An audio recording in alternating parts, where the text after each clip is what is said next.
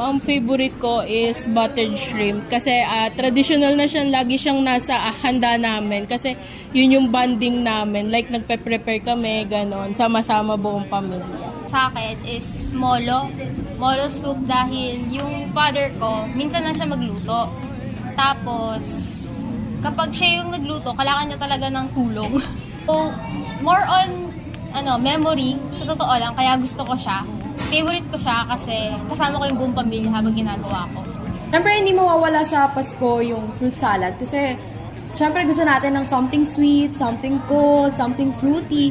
Siyempre, bongga, andyan talaga ang fruit salad. Favorite Christmas food ko is baked mac since ako po yung nagluluto ng sabit ko. And sa akin naman, favorite Christmas food ko po is chicken.